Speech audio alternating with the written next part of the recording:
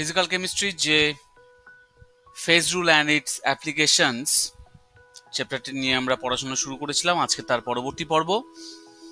এবং এই অংশে আমরা দেখব যে যদি একটা সিস্টেম এরকম ভাবে থাকে যে water at it's boiling point, তাহলে আমরা কি করে component, degree of freedom, phase ইত্যাদি ক্যালকুলেট করব।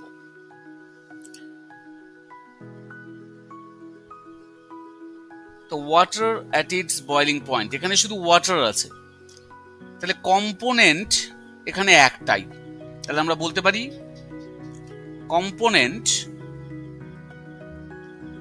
অর্থাৎ সি এখানে এক, এবং সেটা ওয়াটার।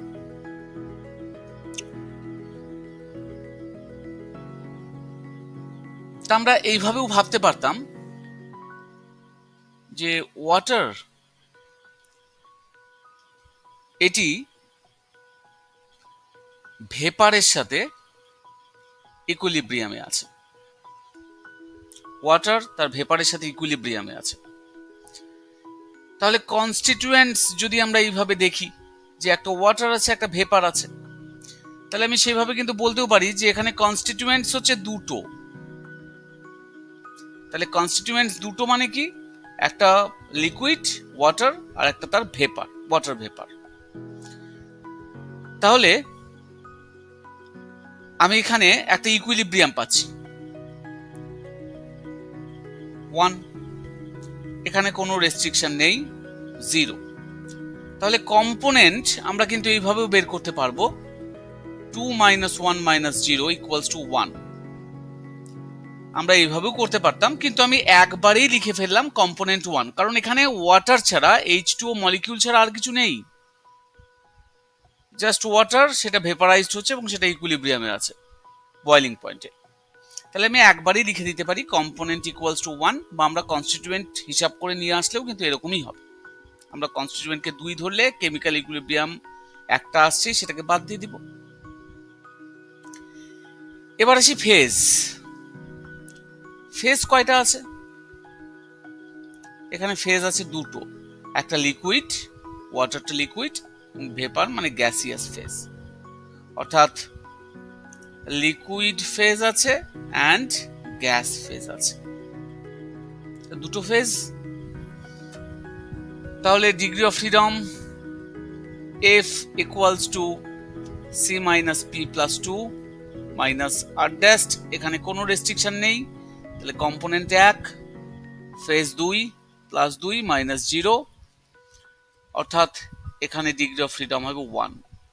অর্থাৎ টেম্পারেচার আর প্রেসার এই দুটোর মধ্যে কোনো একটাকে ভ্যারি করা যাবে, কোনো একটা ভ্যারি করলে আর একটা অটোমেটিক্যালি ফিক্সড হয়ে যাবে। তাহলে দুটোকে একসাথে ভ্যারি করা যাবে না, যে কোনো একটা ভ্যারিয়েবল, টেম্পারেচার আর প্রেসার। তো এই প্রবলেমটাই আমরা একটু অন্যভাবে ভাবতে পারি। কিভাবে? আমরা এইভাবে ভাবতে পারি যে water at it's boiling point at 1 atm pressure, তাহলে প্রেসার যদি ফিক্সড করে দেওয়া হয়, সেক্ষেত্রে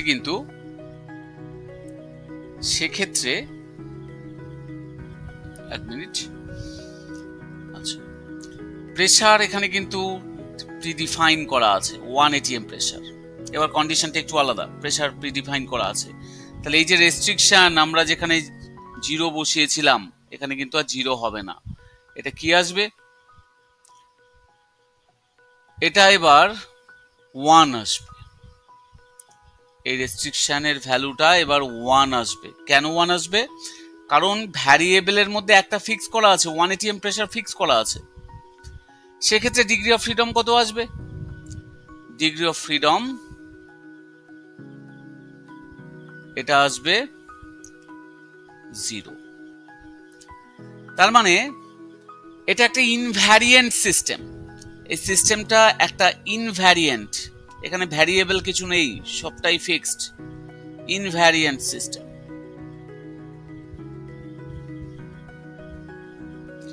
তাহলে আমরা এখানে আর টেম্পারেচার আর প্রেসার আমরা কোনো ভ্যারিয়েবল আর লিখতে পারবো না, কারণ এটা ইনভ্যারিয়েবল সিস্টেম হয়ে গেছে, ইনভ্যারিয়েন্ট সিস্টেম।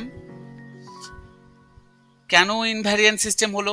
আমাদের যদি প্রেসার দেওয়া থাকে তখন কিন্তু আমরা অটোমেটিক্যালি তার বয়েলিং টেম্পারেচারটা কত সেটা বের করে নিতে পারবো।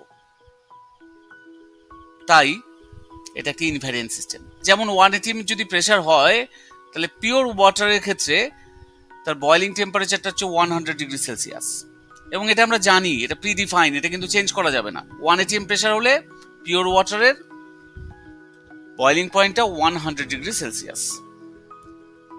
যেহেতু এখানে কোনোভাবেই আর ভ্যারি করা যাচ্ছে না, সেই জন্য এটা ইনভ্যারিয়েন্ট সিস্টেম। ওকে,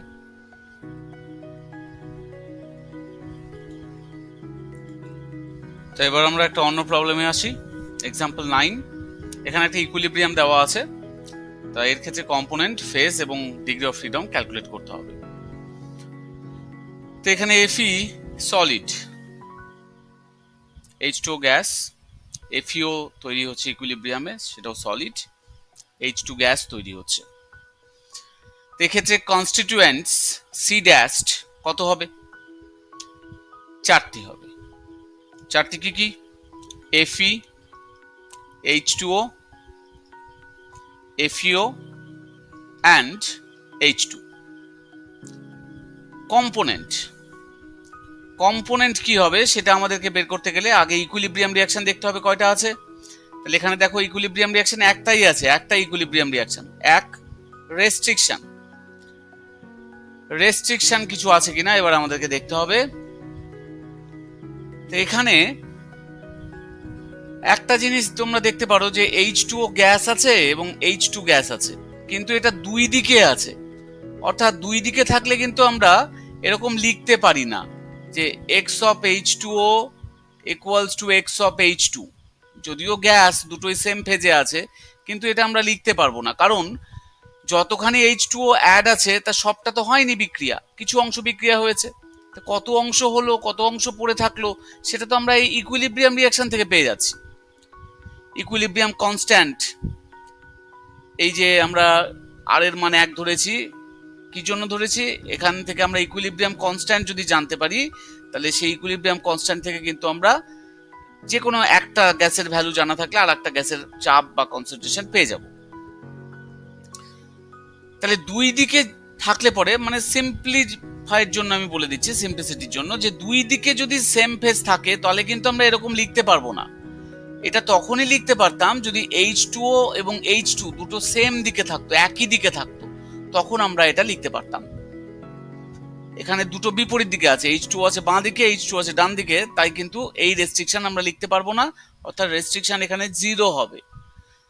তাহলে কনস্টিটিউয়েন্ট 4 - 1 - 0, অর্থাৎ কনস্টিটিউয়েন্ট আছে 3টি। তাহলে ফেজ কয়টা আছে? ফেজ দেখো দুটো সলিড দুটো আলাদা আলাদা ফেজ তৈরি করেছে, এবং দুটো গ্যাস মিলে একটা হোমোজিনাস মিক্সচার তৈরি করেছে। তাহলে এখানে ফেজের মান 3। কি কি? 2 সলিডস and 1 গ্যাস মিক্সচার। তাহলে ফেজ পেয়ে গেলাম। এবার আমরা দেখব ডিগ্রি অফ ফ্রিডম কি করে বের করে।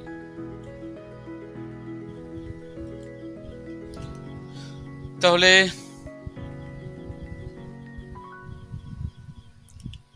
F equals to C minus P plus 2 minus R dash, এখানে কোনো রেস্ট্রিকশন নেই। কম্পোনেন্ট হলো 3 -3 plus 2 minus 0 2। কি হবে?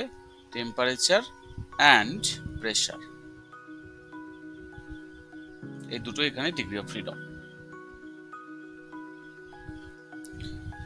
তাই এবার আমরা নেক্সট এক্সাম্পলে আসি।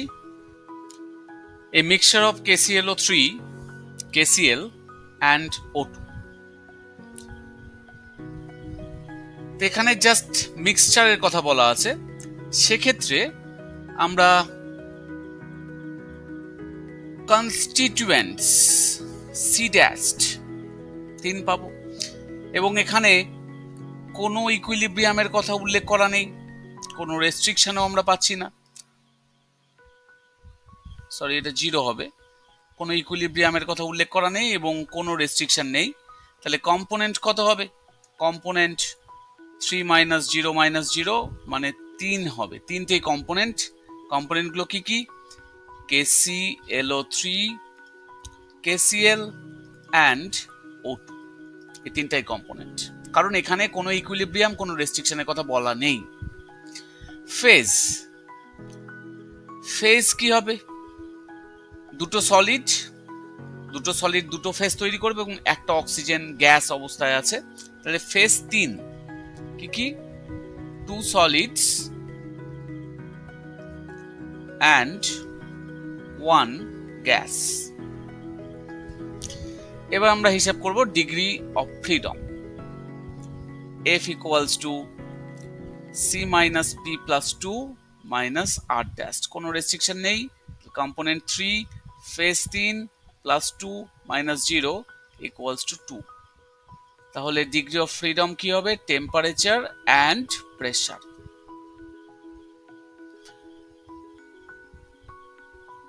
কিন্তু এখানে যদি কিছু কন্ডিশন দেওয়া থাকতো, যদি এইভাবে থাকতো,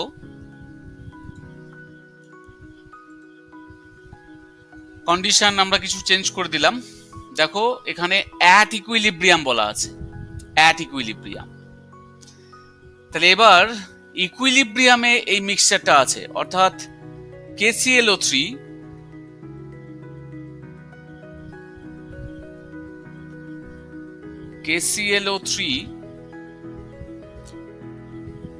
এটা ইকুইলিব্রিয়ামে আছে কার সাথে? KCl এবং O2 এর সাথে ইকুইলিব্রিয়ামে আছে। সেক্ষেত্রে কনস্টিটিউয়েন্ট তো তিনটাই হবে, কিন্তু আমরা এখানে একটা ইকুইলিব্রিয়াম পাচ্ছি, অর্থাৎ আর এর মানটা এখানে আর 0 হবে না। আর এর মানটা আমরা কি বলবো? আর এর মানটা এখানে 1, কারণ একটা ইকুইলিব্রিয়াম রিঅ্যাকশন আছে আমাদের কাছে। তাহলে আর এর মানটা এখানটায় 1 এবং রেস্ট্রিকশন কিন্তু কিছু নেই। রেস্ট্রিকশন কিছু নেই কারণ এখানে KCl সলিড এবং গ্যাস হিসেবে অক্সিজেন তৈরি হয়েছে। সলিড এবং গ্যাস দুটো ডিফারেন্ট দশায় আছে, তাহলে আমরা তার প্রেসার উল্লেখ করতে পারি না যে এর প্রেসার এর সাথে সমান হবে, এটা আমরা বলতে পারবো না। সেক্ষেত্রে রেস্ট্রিকশন নেই কিছু। তাহলে এখানে কম্পোনেন্ট কটা হবে? এখানে কেমিক্যাল ইকুইলিব্রিয়াম একটাই আছে, তাই কম্পোনেন্ট এখানে 3 এর জায়গায় হবে 2, অর্থাৎ any two of them, KClO3, KCl এবং O2 এর মধ্যে যে কোনো দুটো। তাহলে আমরা এখানে লিখতে পারি any two of KClO3, KCl and O2, যে কোনো দুটো। কারণ যে কোনো দুটোর মান জানা থাকলে আমরা অপরটাকে বের করে নিতে পারবো, ইকুইলিব্রিয়ামে যেহেতু আছে। আমাদের এখানে কোনো রেস্ট্রিকশন নেই, শুধু কম্পোনেন্ট ভ্যালুটা চেঞ্জ হবে। তাহলে কম্পোনেন্ট এখানে আমরা 3 এর জায়গায় এবার লিখবো 2, 3 এর জায়গায় আমরা 2 লিখছি। তাহলে ফেজ কটা হবে? ফেজ এখানে হয়ে যাবে 1, অর্থাৎ আমরা এখানে বলতে পারি যে কোনো একটা ভ্যারিয়েবল, কোনটা ভ্যারিয়েবল সেটা আমরা জানি না, হয় টেম্পারেচার নয়তো প্রেসার, এই দুজনের মধ্যে একজন ভ্যারিয়েবল। তাহলে আমাদের সিস্টেমটা যখন ইকুইলিব্রিয়ামে আছে তখন এক রকমের কন্ডিশন হলো, এবং যখন সেটা এমনি মিক্সচার অবস্থায় ছিল, ইকুইলিব্রিয়াম উল্লেখ করা ছিল না, তখন কিন্তু কম্পোনেন্ট তার আলাদা ছিল। তাহলে এটা ডিপেন্ড করবে যে সিস্টেমটা কোন কন্ডিশনে আছে।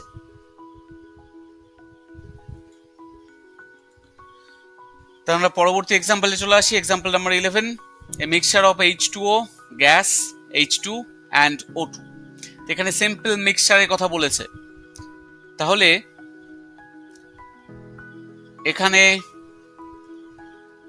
কম্পোনেন্ট তিনটেই হবে, কনস্টিটিউয়েন্টস আর কম্পোনেন্ট সেম হবে, কনস্টিটিউয়েন্টসও তিনটা হবে। আর বলে এখানে কিছু নেই, ইকুইলিব্রিয়াম নেই, জেড নেই, রেস্ট্রিকশন নেই। তাহলে এখানে কম্পোনেন্ট 3 হবে। তাহলে ফেজ এখানে একটাই হবে, কারণ সমস্ত গ্যাস ফেজে আছে এবং গ্যাসগুলো মিশে গিয়ে হোমোজিনাস মিক্সচার তৈরি করছে। এটা গ্যাস মিক্সচার, একটাই হবে phase. Degree of freedom F equals to C minus P plus 2 minus R dashed, এখানে কম্পোনেন্ট 3, 1, 2 মাইনাস 0, রেস্ট্রিকশন নেই। তাহলে এখানে ফ্রিডম, ডিগ্রি অফ ফ্রিডম হচ্ছে 4। তাহলে 4টা ভ্যারিয়েবল কি কি? টেম্পারেচার, প্রেসার, এবং এই যে 3টে গ্যাস আছে এর মধ্যে যে কোনো দুটো গ্যাসের কনসেন্ট্রেশন। তাহলে concentration of any 2 gases out of 3, যে কোনো দুটো গ্যাসের কনসেন্ট্রেশন। তাহলে এই হচ্ছে ডিগ্রি অফ ফ্রিডম। তো এবার যদি একটু সিস্টেমটার কন্ডিশন চেঞ্জ করে দেওয়া থাকে তাহলে কি হবে? এবার কি বলা আছে? বলা আছে মিক্সচার অ্যাট ইকুইলিব্রিয়াম। তাহলে ইকুইলিব্রিয়াম কন্ডিশনে আছে।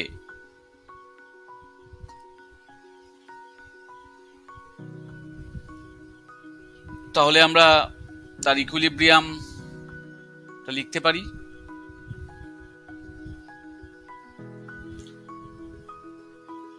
H2 gas plus half O2। এবং যেহেতু অন্য কোনো কিছু কথা বলা নেই, আমরা কিন্তু ধরেই নিচ্ছি যে H2O ডিকম্পোজ করেই যে হাইড্রোজেন আর অক্সিজেন তৈরি করেছে, তার সাথে অবশিষ্ট যে H2O আছে তারই মিক্সচার। আগে থেকে আলাদা করে H2O বা অক্সিজেন দেওয়া ছিল না সেই কন্টেনারের মধ্যে, দেওয়া থাকলে কিন্তু আবার আরেক রকমের হতো।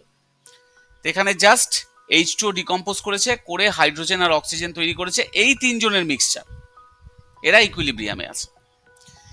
তাহলে এবার আগের মতোই আমাদের হিসাবটা আনতে হবে, যে এখানে কেমিক্যাল ইকুইলিব্রিয়াম একটা আছে, কেমিক্যাল ইকুইলিব্রিয়াম একটা আছে, তাহলে এখানে আর এর মান 1 হবে। তাহলে এখানে জেড কি 0 হবে? না, এখানে কিন্তু জেড 0 হবে না, এখানে জেড এর ভ্যালু 1 আসবে। কেন আসলো 1? এখানে দেখো হাইড্রোজেন এবং অক্সিজেন তৈরি হয়েছে, দুটোই গ্যাস ফেজে আছে, এবং আমরা এরকম লিখতে পারি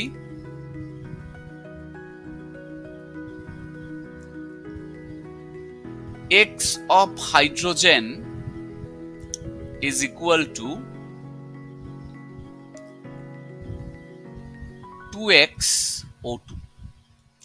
কারণ এখানে যদি 1 মোল তৈরি হয়, এখানে তো হাফ মোল তৈরি হয়েছে, হাফ মোল অক্সিজেন তৈরি হয়েছে, তাহলে এটা দ্বিগুণ তৈরি হয়েছে, সেই জন্য অক্সিজেন যা তৈরি হয়েছে তার দ্বিগুণ আছে। বা আমরা এইভাবেও লিখতে পারি, or partial pressure of hydrogen is twice equals to the partial pressure of oxygen। আমরা কনসেন্ট্রেশন বা পার্শিয়াল প্রেসার দুটো দিয়ে লিখতে পারি। তার মানে এখানে একটা আমরা রেস্ট্রিকশন পেয়ে যাচ্ছি। তাহলে সেক্ষেত্রে কম্পোনেন্ট কি হবে?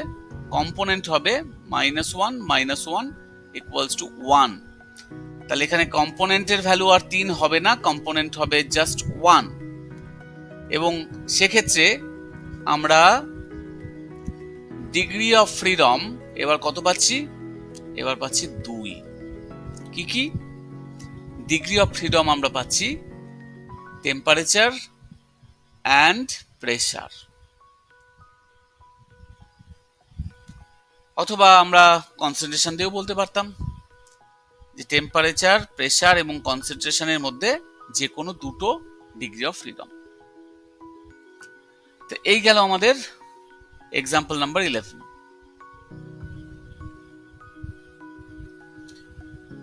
তাহলে আজকের পর্ব এটুকুই, তোমরা দেখতে থাকো, পরবর্তী পর্বগুলিতে আরো নতুন নতুন এক্সাম্পল নিয়ে আমরা আলোচনা করব। Thank you.